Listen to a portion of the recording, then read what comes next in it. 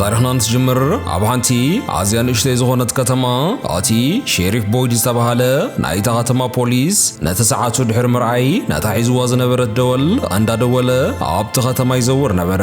እቶም ነበርቲ ናይታ ከተማ እውን ነቲ ደወል ልክዕ ምስ ሰምዑ ገለ ነገር ከይመጽእ ኢሎም ዝፈርሑ ይመስሉ ብቕጡፍ ነናብ ገዝኦም የምርሑ እሞ ኣብ ገዝኦም ዝርከቡ ኩሎም መሳኹትን ማዕጾታትን እንዳዓፀው ኣብ ኩሉ መሳኹት እውን ገለ ንእሽተይ እምኒ ዝመስል ነገር የንጠልጥሉ ነበሩ።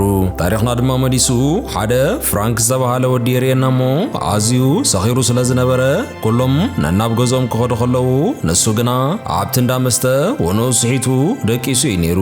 ንምሸቱ ግን ናብታ ሰበይቱን እንዳ ፍራንክን ጓሉን ብሓባር እንዳሃለዋ ባቲ መሳኹት ናይ ገዘን ገለ ድምፂ ሰሚዓ እታ ጓሉ ናብኡ ትቐርብ እሞ ሓንቲ ብዕድመ ሸምገለት ዓባይ ሰበይቲ ዓባይ ክየ ክፈትን ንበለታ። እታ ንፃን ቆልዓ ግን ዓባያ ከም ዝሞተት ዋላ እኳ እንተፈለጠት ኩሉ ነገር ግን ክርዳእ ስለ ዘይከኣለ ናይ ብሓቂ ዓባያ ካብ ሞት ተስያ ዝመፀት ስለ ዝመሰለታ ነቲ መስኮት ትኸፍተላ። እታ ዓባያ ትመስል ዝነበረት ሰበይቲ እውን ሽዑ ንሽዑ ናብ ገለ ዘፍርሕ ኣራዊት ትቕየር እሞ በኣቲ መስኮት ኣትዋ ንኽልቲአን ትቐትለን። ምስ ወግሐውን ፍራንክ ካብቲ ሰኺርዎ ዝነበረ ተበራቢሩ ናብ ገዝኡ እንተምርሕ ሸሪፍ ቦይድ ኣብ ገዝኡ ጸኒሑ ብዕርቃን ብጽፍዒት ይሃርሞ እሞ ንስኻ ከምዚ ዓይነት ኣሽከዕላል ክትጻወት ጓልካን ሰበይትኻን ግን ብዘሕዝን ኩነታት እየን ተቐቲለን በሎ።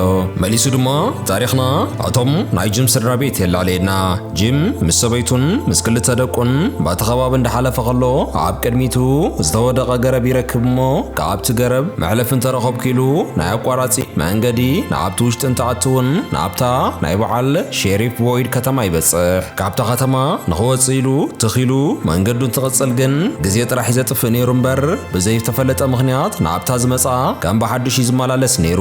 በዚ እውን ኩነታት ክርዶም ስለ ዘይከኣለ በቲ ዝመጻናዮ ክንምለስ ኣለና በሉ። ናብቲ ዝመጽዎ ንኽምለሱ ልክዕ ንድሕሪት ጉዕዞ እንትጅምሩ ግን ኦፊሰር ቦይድ እዚ ኩነታት ተረዲእዎ ስለ ዝነበረ እንዳተመላለሱ ከለዉ ከይመስዮም እሞ በቶም ኣራዊት ከይብልዑ ኢሉ ንኸረዶም ግዜ ስለ ዘይነበሮ መንፈስ ጎማ ኣብቲ ጽርግያ ይዝርግሕ ነበረ። ንሶም ግን ኣብኡ ከይበጽሑ ከለዉ ገና ብቕድሚቶም ሓንቲ ንእሽተይ መኪና እንዳተወንጨፈት ክትሃርሞም ምስ በለት ጂሙን ካብ ምስታ መኪና ክጋጮ ናብቲ ገረብ እንተተጋጨኹ ይዕሸኒ ዝበለ ይመስል ናብቲ ገረብ ከይዱ ይጋጨ። እታ ክትገጮም ዝበለት መኪና ግን ናብቲ መንፈስ ጎማ ትኸይድ እሞ ነቶም ካብታ ውሽጢ መኪና ዝነበሩ ክልተ ወዳት እውን እቲ ሸሪፍ ብሰላም ተቐበሎም። ቀፂሉ እውን ከይመሰየ ናቶም ናይ ጂም ፋሚሊ ተገልቢጦም ዘለው ንኽደልዮም ኢሉ ናብቲ ጫካ ይኸይድ እሞ ኣብቲ ጫካ ግና ኩሎም እኳ ዋላ ድሓን እንተኾኑ ወዱኒ ጂም ግን እግሩ ብኸቢድ ኩነታት ተሃስዩ ነይሩ። ምስ ናይ ጂሚ ስድራ ቤት ምስ ተራኸበ እውን እቲ ሸሪፍ ቦይድን እቶም ሒዝዎም ዝመፀ ናቱ ናይ ሕክምና ጋንታን እውን ነቶም ስድራ ምስ ረኸብዎም ሽዑ ንሽዑ ነቲ ተሃስዩ ዝነበረ ውላዶም ክሕግዝዎ ጀመሩ። ነቶም ሓደሽቲ ነበርቲ ናይዛ ከተማ ከይፈተው ኮይኖም ዘለው ናይ ጂም ስድራ ቤት እውን ብዛዕባ እቲ ኩነታት ከረድእዎም ጀመሩ። እዞም ምሸት እንዳመፁ ሽምካን እንዳፀውዑን ስድራ ቤትካ መሲሎም ንኽትከፍቶም ዘገድዱኻ ናይ ብሓቂ ሰባት ዘይኮኑስ ናብ ሰባት መልክዖም ክቕይሩ ዝኽእሉ እንታይ ከም ዝኾኑ ግን ክሳብ ሕጂ ብግቡእ ዘይፈለጥናዮም ገለ ነገራት እዮም። ስለዚ እውን ዋላ እኳ ዝድላዮም ነገር እንተተዛረቡ ለይቲ ግን ከይትኸፍትዎም ኢሎም ከረድእዎም ጀመሩ። ጂምን ሰበይቱን እውን ናብቲ ከተማ ካብ ሕጂ መንባር ጀሚሮም ስለ ዝነበሩ እቶም ነበርቲ ናይቲ ከተማ እውን ብዛዕባ እቲ ምስጢራዊ ጉዳይ ከብራህርህሎም ጀሚሮም እዮም ነይሮም። ካብቶም ነቲ ጉዳይ ዘብራህርህሎም ዝነበሩ ሰባት እውን እቲ ሰባኺ ናይታ ከተማ ዝነበረ ቀሺ ነይሩ። እቲ ቀሺ እውን ብዛዕባ እቲ ኩነታት ከረድኦም ድሕሪ ምጽናሕ ኣብ መወዳእታ እውን ከም ናትና ሕጊ መሰረት ዝኾነ ሰብ ብናቱ ስሕተት ምኽንያት እንድሕር ደኣ ስድራ ቤቱ ወይ እውን ካልኦት ሰባት ከም ዝሞቱ ገይሩ ብፅባሒቱ እውን ናብ ሕጊ ይቐርብ እሞ ንዓርሱ እውን ከቢድ ዝኾነ ፍርዲ ዝፍረዶ እቲ ፍርዲ እውን ብዙሕ ግዜ ናይ ሞት ፍርዲ ይበሎም። በዚ ተኸቲሉ እውን እቲ ፍራንክ ዝተባሃለ ብናቱ ናይ ስኽራን ድኽመት ምኽንያት ጓሉን ሰበይቱን ስለ ዝተቐተሉ ናይ ሞት ፍርዲ ከም ዝፍረዶ ኣይጠራጠርን ይበሎም። ታሪኽና እውን መሊሱ ንኣብቲ ፖሊስ ናይቲ ከተማ ዝነበረ ሸሪፍ ቦይድ ይወስደና እሞ ንፍራንክ እውን ንኽቐትሎ ንኣብቲ በረኻ ሒዝዎ ከም ዝኸደ ንርኢ። ናይ ቀረባ መሓዙ ስለ ዝነበረ ግን ክጭክነሉ ይከኣለን።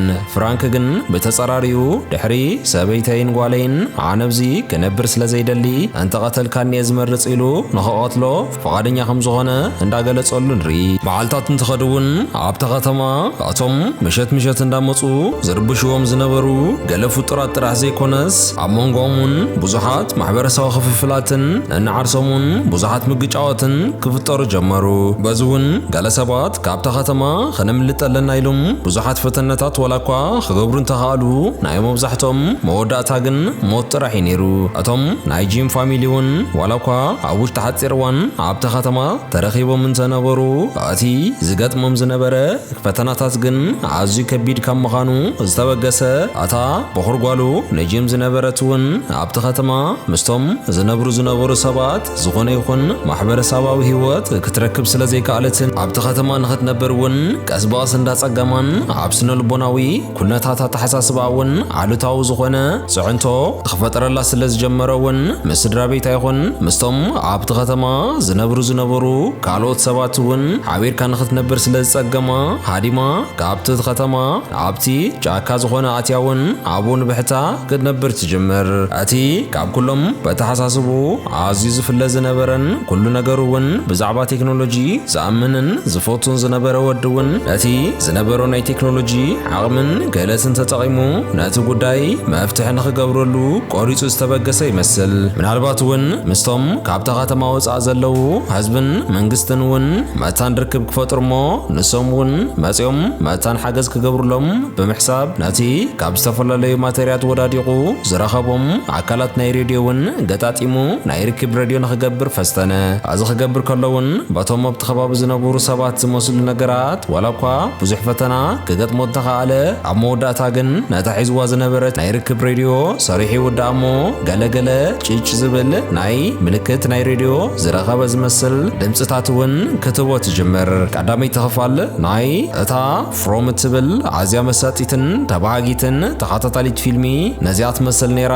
ፍሮም እትብል ፊልም እውን ካልኣይቲ ክፋልን እተን ተሪፈን ዘለዋ ካልኦት ክፋላትን እውን ብኸምዚ ኣገባብ እንዳሰራሕኩ እንድሕር ዳ ከምፀልኩም ደሊኹም እንተወሓደ ከባቢ 50 ሰብ ካልኣይቲ ክፋል ትሰርሐልና ኢልኩም ክትፅሕፉለይ ተፅቢት ይገብር። ካብዚ ብተወሳኺ እውን ካብ ፍሮም ፊልም ወፃኢ ካልኦት ዓይነታት ተኸታተልቲ ፊልሚታት ክሰርሐልኩም እንድሕር ዳ ደሊኹም እውን ብተመሳሳሊ ርእሲ ናይቲ ተኸታታሊ ፊልሚ ኣብ ኮሜንት ሴክሽን ክትፅሕፉለይ እንዳበልኩ ልዕሊ 50 ግዜ ዝተፃሓፈት ወይ እውን ልዕሊ 50 ላይክ ዝረኸበት ርእሲ ናይ ፊልም እውን ካብ ቀዳማይ ክፋል ጀሚረ ክሳብ መወዳእታ ሰሪሐ ከም ዘዳልወልኩም ቃል ያቱ። ክሳብ ሽዑ ግን ኩለኹም በቢ ዘለኹሞ ሰሰናይ ኩሉ ይግጠምኩም እንዳበልኩ ክፍለየኩም ሰላም።